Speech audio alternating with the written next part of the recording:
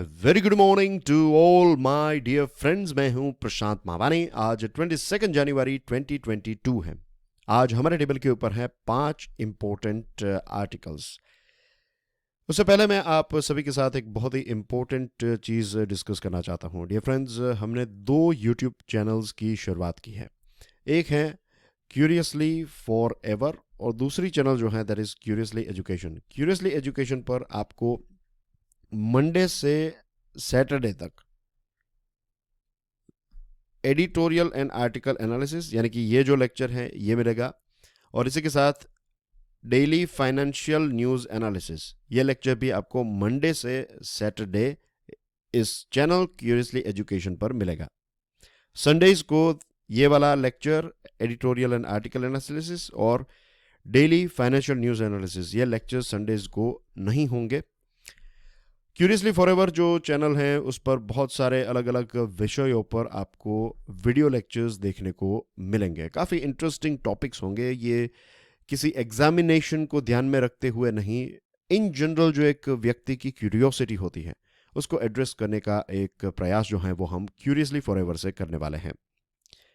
Now मेरे साथ जुड़ी हुई सारी इंपॉर्टेंट अपडेट्स आपको एक जगह पर डेफिनेटली मिल जाएगी। फेसबुक, इंस्टाग्राम, ट्विटर, इन सारे प्लेटफॉर्म्स पर तो मैं हूं ही, लेकिन सबसे पहले अगर किसी सोर्स पर मैं कोई अपडेट्स प्रोवाइड करता हूं तो दैट इज टेलीग्राम चैनल। ये मेरी टेलीग्राम चैनल है, आप इसको ज्वाइन कर लीजिए। और एक और रिक्वेस्ट है डियर फ्रेंड्स, बहुत सारे स्टूडेंट्स ऐसे हैं जिनको नहीं पता कि ये सीरीज जो है इसकी शुरुआत मैंने यूट्यूब पर कर दी है।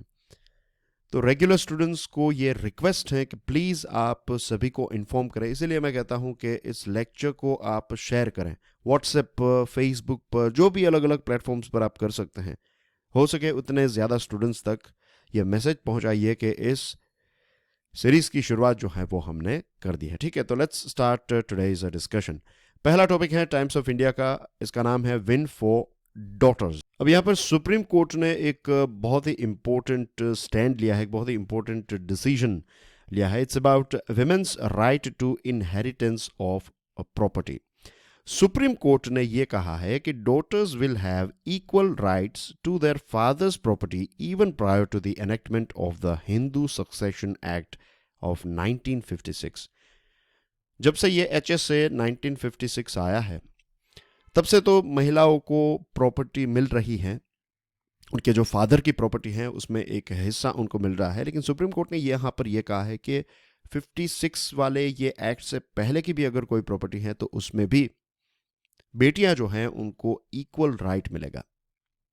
सुप्रीम कोर्ट ने यह क्लैरिफिकेशन दिया है कि अगर कोई मेल हिंदू डाइंग इंटरस्टेट है, इसका एक एग्जाम्पल आपको देना चाहता हूं। लेट्स से कि एक दादाजी है, राइट, इनको भी प्रॉपर्टी अपने फादर से मिली थी। अब इस दादाजी के लेट्स से 3 बेटे हैं, 1, 2 और 3 इसका नाम है। अब ये बेटा नंबर जो 1 है, इनके 3 बच्चे हैं, एक हैं लेट्स से गर्ल और 2 गर्ल्स हैं लेट्स से, और एक हैं बॉय। ठीक है, अब दादाजी के पास लेट्स से 30 एकर्स ज़मीन थी, तो अब इन्होंने तीनों अपने बच्चों में डिवाइड कर दी। तो नंबर 1 को कितनी मिलेगी? 10, इसको भी मिलेगी 10 और इसको भी मिलेगी 10 एकड़। ये 10 एकड़ जो हैं तो इसका भी इक्वल डिवीजन होगा। 3.33 एकड़ जो हैं वो गर्ल नंबर 1 को, गर्ल नंबर 2 को भी 3.33 और बॉय जो है उसको भी 3.33। तो इस प्रकार से ये 10 एकड़ जो है उसका डिस्ट्रीब्यूशन होगा। अब इट डजेंट मैटर कि ये प्रॉपर्टी जो है ये नंबर 1 ने, इस केस में तो ऐसा है कि दादाजी की 30 एकड़ जो है उसको हमने इस प्रकार से डिवाइड किया है।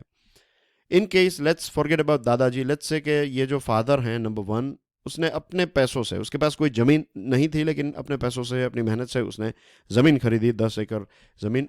और ये ज़मीन जो है खुद की सेल्फ एक्वायर्ड ज़मीन में भी बेटियां जो हैं उनका इक्वल राइट रहेगा। तो ये एक क्लैरिफिकेशन जो है वो सुप्रीम कोर्ट ने दिया है that if a property of a Hindu dying intestate is a self acquired property, जो मैंने आपको एग्जांपल दिया, obtain in partition of a coparcenary और फैमिली प्रॉपर्टी।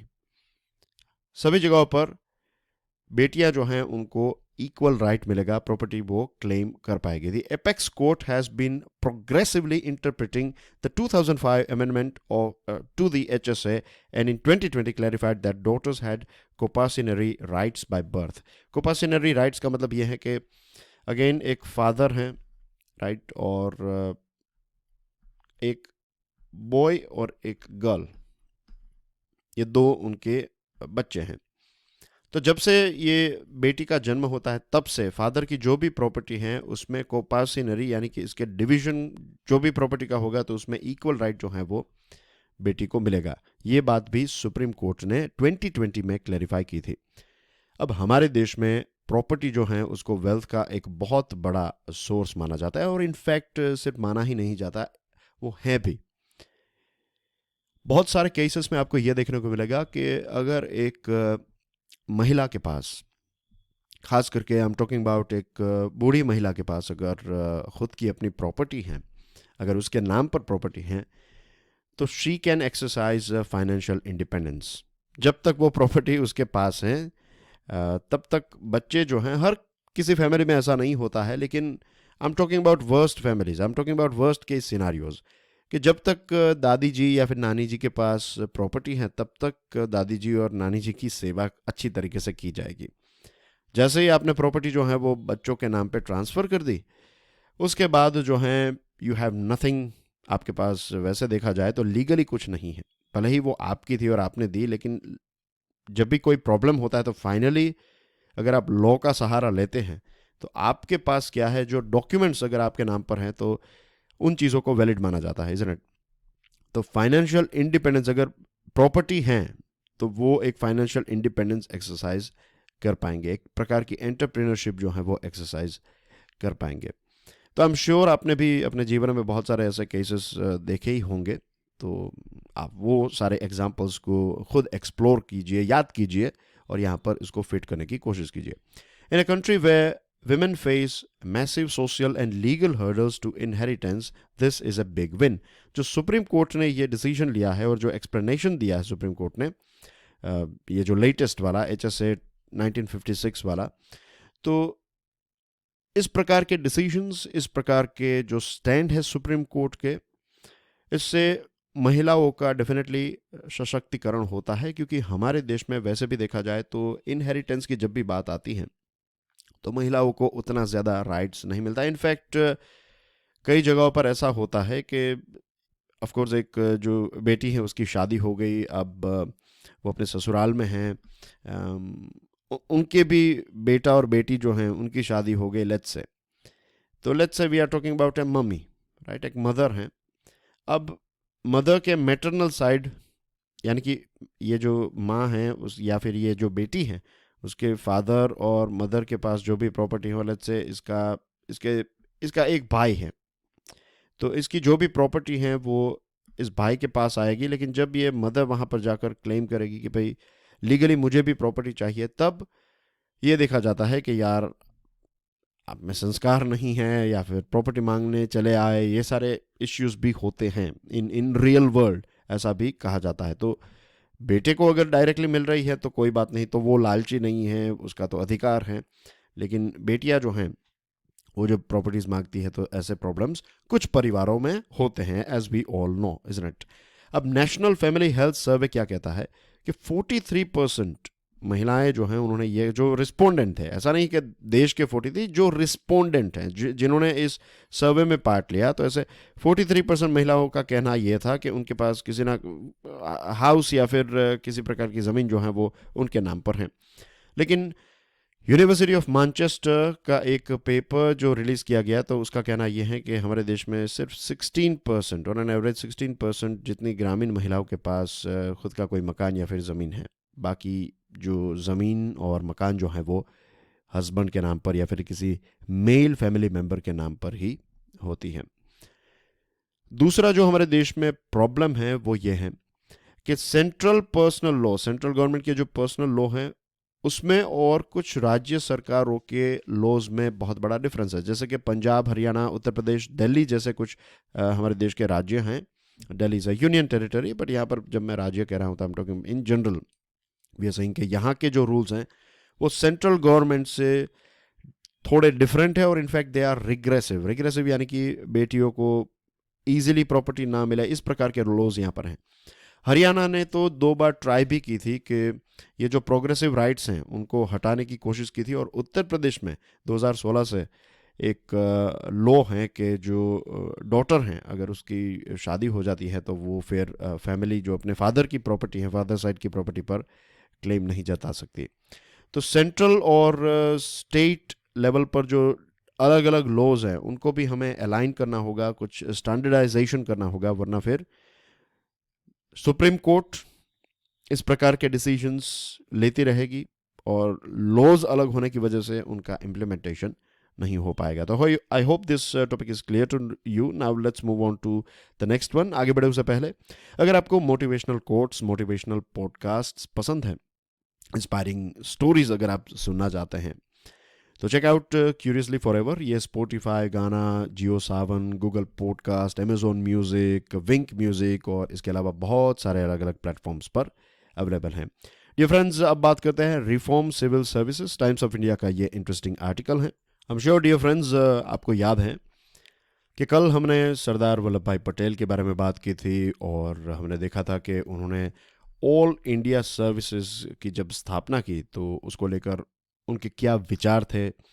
कल हमने ये भी बात की थी कि ऑल इंडिया सर्विसेज जो हैं वो हमारे देश के लिए क्यों इम्पोर्टेंट है, आज भी हैं, जब देश आज़ाद हुआ था तब भी इम्पोर्टेंट है। तो कल जो हमने टॉपिक डिस्कस किया था, आज इसी विषय पर 2 न्यूज़पेपर में, एक टाइम्स ऑफ इंडिया में और एक द हिंदू न्यूज़पेपर में भी एक आर्टिकल इसको लेकर पब्लिश हुआ है। तो बेसिक चीज़ें तो हमने कल ही डिस्कस कर ली थी, आज हम कुछ एड ऑन करेंगे। तो आज अगर आपका पहला दिन है इस सीरीज़ के साथ, तो मैं रिक्वेस्ट करूंगा कि आप कल का जो वीडियो है 21 जनवरी का वीडियो वो पूरा ना देखें तो ठीक है, लेकिन जो ये सिविल सर्विसेज वाला जो टॉपिक है उसको आप एक बार अच्छी तरीके से देख लीजिए, समझ लीजिए, उसके बाद यहाँ पर आइए, वरना आपको बहुत सारी चीज़ें जो हैं वो पता नहीं चलेगी। तो रेगुलर स्टूडेंट्स, आपको पता है कि सेंट्रल गवर्नमेंट और स्टेट गवर्नमेंट के एक प्रकार से कन्फ्रंट्रेशन चल रहा है, सभी राज्यों के साथ नहीं, लेकिन खास करके ऑपोजिशन रूल्ड स्टेट्स जो हैं उनके और सेंट्रल गवर्नमेंट के बीच में क्लैश चल रहा है सेंट्रल डेप्यूटेशन को लेकर। आईएएस, आईपीएस, आईएफएस ऑफिसर्स जो हैं उनकी शॉर्टेज है। अब गवर्नमेंट ऑफ इंडिया का कहना यह है, उनकी कंप्लेन यह है कि सेंट्रल लेवल पर आईएएस, आईपीएस, आईएफएस ऑफिसर्स की शॉर्टेज हैं, और जब हम रिक्वेस्ट करते हैं कि हमें कुछ ऑफिसर्स जो हैं वो प्रदान कीजिए, तब बहुत सारे राज्य जो हैं वो टाइम पर डिसीजंस नहीं लेते, टाइम पर उनको रिलीव नहीं करते, और इसकी वजह से मैनेजमेंट और गवर्नेंस जो हैं इसके ऊपर इम्पैक्ट आती हैं, और इसको लेकर फिर हमें कुछ रूल्स बनाने पड़ेंगे। तो ये सारी चीज़ें जो हैं वो चल रही है। अब जो मेन की प्रॉब्लम है, ये समझ लीजिएगा कि सबसे बड़ा जो इश्यू, ये जो इश्यू क्रिएट हुआ है उसके पीछे मेन रीज़न क्या है, उसका कोर रीज़न क्या है, रूट कोज ये है कि there is a shortage of officer and abundance of government department. मतलब क्या है, बहुत सारे गवर्नमेंट डिपार्टमेंट्स हैं, लेकिन उन सारे गवर्नमेंट डिपार्टमेंट्स को हैंडल करने के लिए जो ऑफिसर्स चाहिए उनकी एक ज़बरदस्त शॉर्टेज है। इसको सॉल्व करने के लिए यूपीएससी को और ज़्यादा ऑफिसर्स हर साल रिक्रूट करने पड़ेंगे। एज वी नो कि लगभग यूपीएससी के माध्यम से हर साल 1000 से थोड़े कम 950, 940 इतने ऑफिसर्स को रिक्रूट किया जाता है। इसमें से बहुत ही कम आईएएस ऑफिसर्स बनते हैं, मीन्स व्हेन आई से बहुत ही कम, लगभग 100। फिर 10-15 जितने जो हैं वो फॉरेन सर्विस को ज्वाइन करते हैं, अनदर लेट्स से 100 जितने जो हैं वो आईपीएस सर्विस ज्वाइन करते हैं, और बाकी की जो लगभग 20 जितनी सर्विसेज हैं उनमें बाकी के ऑफिसर्स को डिवाइड किया जाता है। तो ये आंकड़ा जो है हर साल का 1000 से थोड़ा ज़्यादा होना चाहिए। अगर ये किया जाए तो फिर जो वैकेंसीज हैं उनको हम एक लेट्स से मिड टर्म में, शॉर्ट टर्म में तो नहीं लेकिन मिड टर्म में आने वाले 4-5 सालों के बाद जो भी वैकेंसीज हैं उनको प्रॉपरली फिल किया जा सकता है। दूसरी जो चीज़ है वो ये है कि too few senior public service employees undermine governance. अब डिपार्टमेंट्स ज़्यादा हैं, आपको एक बड़ी पॉपुलेशन का मैनेजमेंट करना है, गवर्नेंस प्रोवाइड करना है, लेकिन बहुत कम लोग जब आपके पास होते हैं तो जितने भी लोग हैं उनके ऊपर प्रेशर जो है वो बहुत ज़्यादा बढ़ जाता है, तो काम जो है वो डिवाइड नहीं हो पाता और फिर परफॉर्मेंस के ऊपर इसकी इम्पैक्ट होती है। दूसरी एक इंटरेस्टिंग चीज़, ये एक फैक्ट ऐसा है जो आपको समझना चाहिए। पता है हमारे देश में ये जो गवर्नमेंट सर्विस का जो एक चार्म है कि सरकारी नौकरी है हमारे पास, और एक मेंटालिटी भी है हमारे देश में कि सरकारी नौकरी जो है उसको बहुत ज़्यादा इंपॉर्टेंस दिया जाता है। उसके पीछे रीज़न क्या है पता है आपको? रीज़न ये फैक्ट है कि हमारे देश में जो टोटल जॉब्स हैं, टोटल जॉब्स में से लगभग मैक्सिमम 7% जितनी जॉब्स हैं वो फॉर्मल सेक्टर में है। फॉर्मल सेक्टर यानी कि एक ऐसा क्षेत्र जिसमें आपकी जॉब का कोई कॉन्ट्रैक्ट होगा, आपकी छुट्टियों के बारे में डिस्कशन होगी, अगर आप बीमार हो जाएंगे तो फिर आपके साथ मीन्स आपको क्या क्या बेनिफिट्स मिलेंगे, आप छुट्टी ले सकते हैं, वीक में एक बार ऑफ मिलेगा आपको, परिवार में कोई बीमार हो जाता है तो हेल्थ इंश्योरेंस और ये सारी चीज़ें जो फैसिलिटीज़ जो होती हैं, तो इस प्रकार की जॉब्स को हम कहते हैं फॉर्मल जॉब्स। अब ये जो 7% फॉर्मल जॉब्स हैं और या फिर टोटल जो जॉब्स हैं हमारे देश में, उसमें से 3.8% वर्कफोर्स जो है ये सरकारी लोग हैं। तो क्योंकि सरकारी जॉब्स जो हैं उसमें ये सारे फॉर्मल जॉब्स के बेनिफिट्स आपको मिलते हैं, इसलिए इसका एक चार्म है। इसी आंकड़े से हमें यह भी पता चलता है कि हमारे देश में कितनी कम सरकारी नौकरियां हैं, और कहीं ना कहीं इसकी वजह से ही एक डिमांड रहती है कि जो भी अलग अलग कास्ट हैं और अलग अलग कम्युनिटीज़ हैं, हर साल हम देखते हैं किसी ना किसी राज्य में ये डिमांड होती है। तो ये डिमांड इसलिए होती है क्या, ताकि वो चाहते हैं कि उनकी कम्युनिटी के लोग जो हैं वो फॉर्मल सेक्टर में फॉर्मल जॉब उनको मिले। अगर हमारे देश में लेट्स से टोटल ये 7% जो बाकी की जो हैं, ये 7% में से 3.8 आप पकड़ लीजिए, या फिर लेट्स से 4% गवर्नमेंट जॉब है और बाकी की 3% जो है ये प्राइवेट जॉब्स हैं, और टोटल इसका हो जाता है 7% आउट ऑफ 100% की बात हो रही है। जस्ट इमेजिन कि हमारे देश में 50% जॉब्स जो हैं ये फॉर्मल जॉब्स होती, तो गवर्नमेंट जॉब का जो चार्म है वो उतना ज़्यादा नहीं होता, क्योंकि दूसरे प्राइवेट प्लेयर में भी, प्राइवेट कंपनी में भी अगर आप काम कर रहे हैं तो आपको वो सारे बेनिफिट्स मिलेंगे। दूसरी चीज़, हमारे देश में आज भी बहुत सारी ऐसी प्राइवेट कंपनीज हैं जिनमें अगर आप जॉब कर रहे हैं तो वो एनवायरनमेंट नहीं है, आपको कभी भी निकाला जा सकता है, भले ही आपकी फॉर्मल जॉब है, क्योंकि कंपनी का रूल यह है कि आपको 1 महीने तक, मीन्स गवर्नमेंट का रूल यह है कि आपको 1 महीने तक एक नोटिस देनी पड़ेगी अगर आपको निकाला जा रहा है तो। लेकिन हमेशा प्राइवेट कंपनी में ऐसा है कि जो डिसीजन है, जो अथॉरिटी है वो कंपनी है, और कंपनी का हमेशा अपर हैंड रहता है। अगर कंपनी की भी गलती है तो भी आपको कभी भी वो निकाला जा सकता है। ये ग्रास रूट रियलिटी ऐसी है। तो क्योंकि इस प्रकार के लॉज का प्रॉपर इम्प्लीमेंटेशन नहीं है, तो इसलिए प्राइवेट जॉब्स जो हैं वो उतनी ज़्यादा, भले ही फॉर्मल सेक्टर की जॉब्स हो, लेकिन स्टेबिलिटी की जब बात आती है तो उसमें ये वीकनेसेस हमें देखने को मिलती हैं। तो ये थी कुछ देश की सिचुएशन के साथ जुड़ी हुई बेसिक बातें। अब आप देखिए यूके जो है उसमें 22.5% जितनी जॉब्स जो हैं ये गवर्नमेंट जॉब्स है, यूएसए में 13.5, चाइना में 28% जितनी जॉब्स। तो जब हम कहते हैं कि ये सारे देश जो हैं वो हमसे आगे क्यों है, उसके पीछे रीज़न ये है क्योंकि सरकार को चलाने के लिए जो सिविल सर्वेंट्स है उनकी क्वांटिटी भी वहाँ पर ज़्यादा है कंपेयर टू आवर कंट्री। फिर लेटरल एंट्री यानी कि आपने यूपीएससी क्लियर नहीं की है लेकिन आपका एक कॉरपोरेट सेक्टर में अनुभव है, आप मैनेजमेंट में काफ़ी अच्छे हैं, तो आपको एक इंटरव्यू के माध्यम से डायरेक्टली सेक्रेटरी लेवल पर, जॉइंट सेक्रेटरी लेवल पर आपको रिक्रूट किया जाता है। तो इसको कहते हैं lateral entry is a good thing. एक मिक्स आपको सिर्फ सरकारी बाबूज नहीं लेकिन प्राइवेट प्लेयर्स की जो एनर्जी है, वो जो अनुभव है वो भी आपको डायरेक्टली मिलता है। तो इट्स ए गुड थिंग। इसके मेरिट्स और डीमेरिट्स दोनों हैं, लेकिन इसके कुछ फ़ायदों को अगर ध्यान में रखें तो that's a good thing. Lateral entry is okay, lateral entry is good, और बहुत सारे अच्छे लोग भी लेटरल एंट्री के माध्यम से सरकार में एंटर हुए हैं। लेकिन ये काफ़ी स्टटर्ड रहता है। स्टटर्ड यानी कि कुछ एंट्रीज कर ली, फिर एक गैप, फिर कुछ एंट्री, तो ये स्टेबल नहीं है। तो इसमें ये प्रॉब्लम है। दूसरी चीज़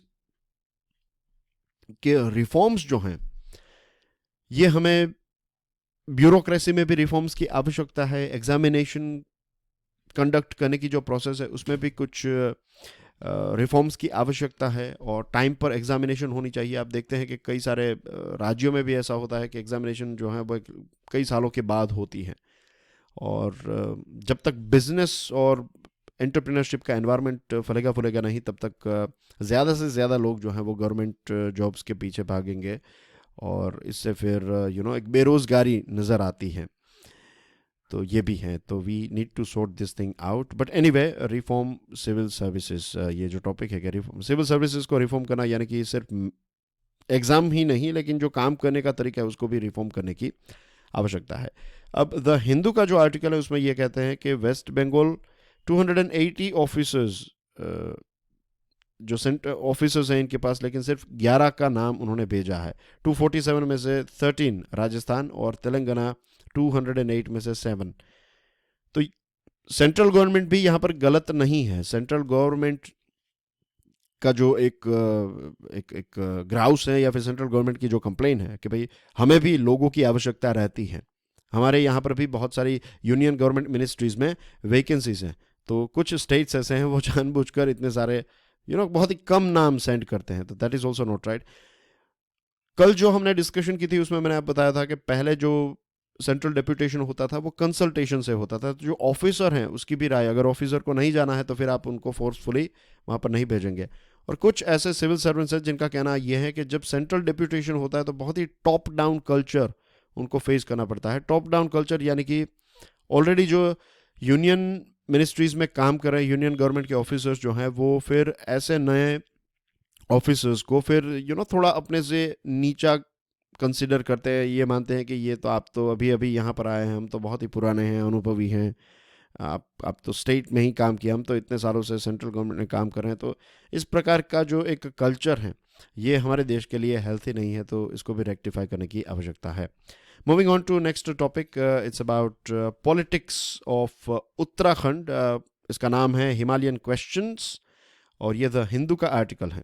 तो चलिए दोस्तों, सबसे पहले तो हम उत्तराखंड को लोकेट कर लेते हैं। उत्तराखंड हमारे देश का एक राज्य है, I am sure we all are aware about that fact, और देहरादून इसकी राजधानी, यानी कि Dehradun is the capital of Uttarakhand.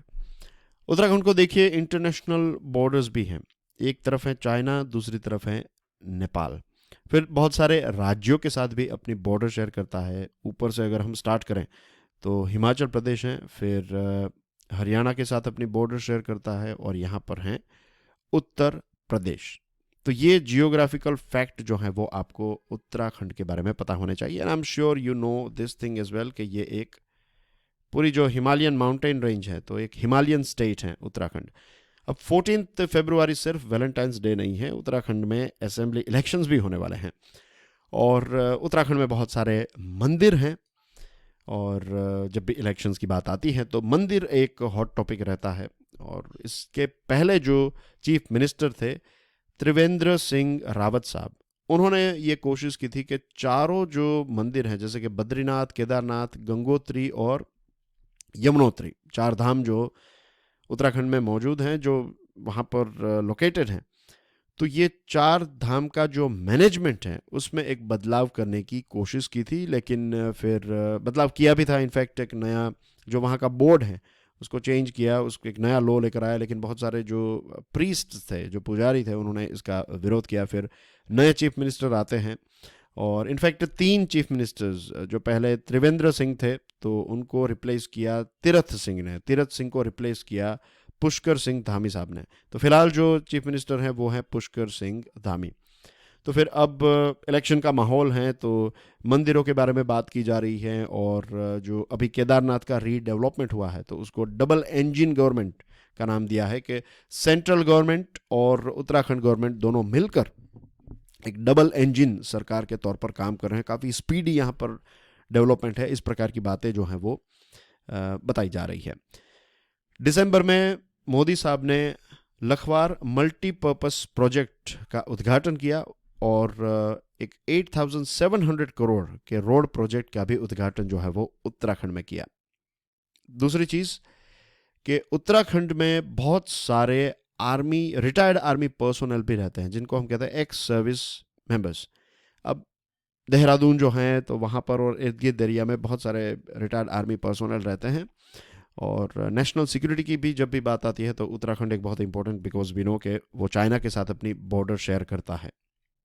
तो अभी अलग अलग पार्टीज, आप, कांग्रेस, बीजेपी, हर कोई जो है वो यहाँ पर एक्स आर्मी पर्सोनल को अट्रैक्ट करने की कोशिश कर रहे हैं। जॉब्स प्रोमिसेस और ये सारी चीज़ें बताई जा रही हैं, फ्री वाटर, इलेक्ट्रिसिटी, स्कूल्स, ये सारी चीज़ों के बारे में बात हो रही है। लेकिन एक टॉपिक जो मिसिंग है, दैट इज़ हिमालयन रीजन में जो बड़े बड़े इंफ्रास्ट्रक्चर प्रोजेक्ट्स हैं, उनकी इम्पैक्ट एनवायरनमेंट के ऊपर क्या होगी, इसके बारे में ना के बराबर डिस्कशन हमें देखने को मिल रही है। और ये हम सभी के लिए, देश के लिए भी एक चिंता का विषय है। सभी पॉलिटिकल पार्टीज, वहाँ के यंगस्टर्स, वहाँ के वोटर्स को ये एक स्टैंड लेना चाहिए, क्योंकि हमने देखा है कि पिछले कई सालों में उत्तराखंड में या तो बहुत बड़ी बाढ़ आ गई, लैंडस्लाइडिंग हो गई, कितना बड़ा नुकसान हुआ। और वी नो कि क्लाइमेट चेंज की इम्पैक्ट देश के ऊपर क्या हो रही है। Now moving on to the last topic of the day, ये इंडिया और जर्मनी के साथ जुड़ा हुआ टॉपिक है। और इस आर्टिकल को लिखा है ambassador of Germany to India Walter J Lindner ने। 20 जनवरी 2020 को जर्मनी की एक वॉरशिप जिसका नाम है बेयन, जो आप अपनी स्क्रीन पर देख सकते हैं, तो ये वॉरशिप एक लंबी यात्रा जापान, ऑस्ट्रेलिया, वियतनाम, सिंगापुर और दूसरे देशों की यात्रा के बाद फाइनली मुंबई पहुंचती है। और ये मुंबई इसलिए पहुंची है क्योंकि भारत और जर्मनी के डिफेंस रिलेशनशिप जो हैं वो काफ़ी अच्छे हैं। और ओवरऑल देखा जाए तो दोनों देशों के बीच में रिलेशनशिप जो हैं ये काफ़ी हेल्थी है। अब जर्मनी 2020 में अपना एक इंडो पैसिफिक एक अपनी इंडो पैसिफिक स्ट्रेटजी डिज़ाइन करता है। और यूरोपियन यूनियन ने भी अपनी एक इंडो पैसिफिक स्ट्रेटजी जो है वो लास्ट ईयर यानी कि 2021 में रिलीज की थी। इंडो पैसिफिक, इस रीजन को लोकेट कर लेते हैं। आपकी स्क्रीन के ऊपर आप देख सकते हैं, तो ये है पैसिफिक ओशन और ये है इंडियन ओशन। इंडियन ओशन में आप देखिए, एक तो भारत तो है ही, नाम से ही पता चल जाता है। भारत के साथ बहुत सारे देश जैसे कि पाकिस्तान, ईरान, ओमान, यमन। आपको पता है कल हम यमन के बारे में बात कर रहे थे, कुछ दिनों पहले कल ही हमने बात की थी ये छोटे से देश जिबूटी के बारे में। ये सोमालिया हैं। फिर नीचे आएंगे तो आपको बहुत सारे अफ्रीकन देश मिलेंगे, दिस इज माडागास्कर। तो अफ्रीकन देश भी इंडियन ओशियन के साथ बॉर्डर शेयर करते हैं। एशियन देश भी, as you can see, just a second, मैं आपको here we go, तो we can use this laser point, right. तो ये देख सकते हैं कि अफ्रीकन देश हैं, बहुत सारे एशियन कंट्रीज अपनी बॉर्डर शेयर करते हैं इंडियन ओशन के साथ। ये वाले जो कुछ आइलैंड्स यहाँ पर हैं, इस मैप में नहीं है, लेकिन यहाँ पर कुछ आइलैंड्स हैं जो फ्रांस के आइलैंड्स हैं। तो डायरेक्टली आप कह सकते हैं कि फ्रांस भी इंडियन ओशियन के साथ, और ये अपनी ओवरसीज टेरिटरीज के माध्यम से फ्रांस भी इंडियन ओशियन के साथ अपनी बॉर्डर शेयर करता है। फिर यहाँ पर आपको एक आइलैंड देखने को मिलेगा, डिएगो ग्रासिया, ये यूके का आइलैंड है। तो वी कैन से कि यूके भी ओवरसीज टेरिटरीज के माध्यम से इंडियन ओशियन के साथ अपनी बॉर्डर शेयर करता है। Then you can see Australia here, एक ऐसा कॉन्टिनेंट, एक ऐसा देश जो इंडियन ओशन और पैसिफिक ओशन दोनों के साथ अपनी बॉर्डर शेयर करता है। और फिर जब आप यहाँ पर आते हैं पैसिफिक ओशन में, तो यहाँ पर बहुत सारे छोटे छोटे पैसिफिक आइलैंड नेशंस हैं। एक टोंगो वाला प्रश्न भी मैंने आपको पूछा था, आई एम श्योर उस टाइम पर आपने मैप को अच्छी तरीके से स्टडी किया होगा। फिर Japan, China, North Korea, South Korea, Russia हैं, right. And then you come here तो आपको मिलेगा कनाडा, यूएसए, फिर मैक्सिको और बहुत सारे साउथ अमेरिकन कंट्रीज जो पैसिफिक ओशियन के साथ अपनी बॉर्डर शेयर करते हैं। अब पैसिफिक ओशियन या फिर इंडो पैसिफिक जो स्ट्रेटजी है, उसमें सबसे इंपॉर्टेंट जो बातें बताई जा रही हैं वो ये है कि इंडो पैसिफिक को सेफ एंड साउंड रखना है, फ्री रखना है, यानी कि कोई भी देश यहाँ पर किसी भी देश की जो शिप हैं वो यहाँ पर इजीली एक जगह से दूसरी जगह पर जा सकें। अब इंडियन ओशियन और पैसिफिक ओशियन को ज्वाइन करने वाली एक इंपॉर्टेंट अगर कोई कड़ी है तो that is South China Sea. South China Sea पर किसका दबदबा है? चाइना का। और वो ये क्यों करना चाहते हैं? क्योंकि उनको पता है कि जितना भी व्यापार हो रहा है उसको यहाँ से जाना पड़ेगा।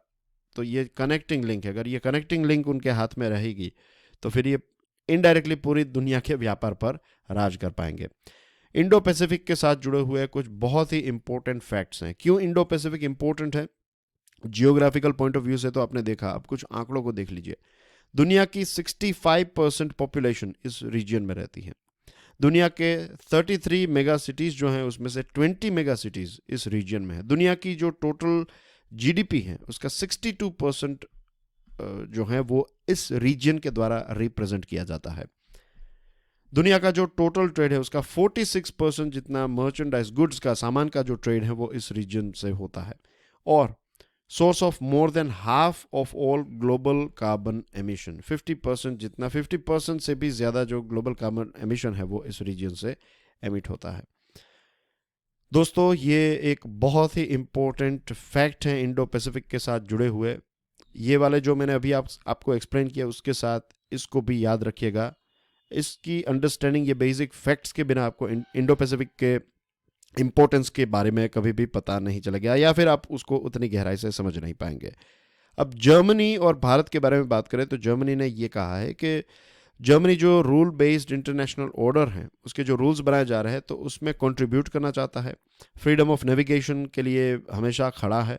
और जर्मनी का लगभग 20% जितना ट्रेड जो है वो इंडो पैसिफिक से गुजरता है, और इंडिया और जर्मनी के रिलेशनशिप भी काफ़ी अच्छे हैं। जर्मनी ने ये कहा है कि अगर कोई ये इंटरनेशनल मल्टीलैटरल ऑर्डर को चैलेंज करता है, या फिर इनडायरेक्टली लेट्स से चाइना का जो मैंने आपको एग्जांपल दिया साउथ चाइना सी में, तो ऐसा अगर कोई करेगा तो जर्मनी चुप नहीं बैठेगा, जर्मनी एक स्टैंड लेगा। और ये जो बैन है उनकी जो शिप, ये नेटो की एक्सरसाइज में इसने पार्ट लिया, यूरोपियन यूनियन का जो मिशन है सी गार्डियन उसमें पार्ट लिया, फिर ऑपरेशन एटलांटा जो यूरोपियन यूनियन नेवल फोर्स के द्वारा कंडक्ट किया गया सोमालिया में, अरेबियन सी में, जो मैंने अभी आपको दिखाया था सोमालिया, तो यहाँ पर भी इस शिप ने पार्ट लिया। फिर टोक्यो जाते वक्त जो नॉर्थ कोरिया है उसके ऊपर जो यूएन के सैंक्शंस हैं तो उसको मॉनिटर करने में भी जर्मनी की इस शिप ने एक रोल प्ले किया।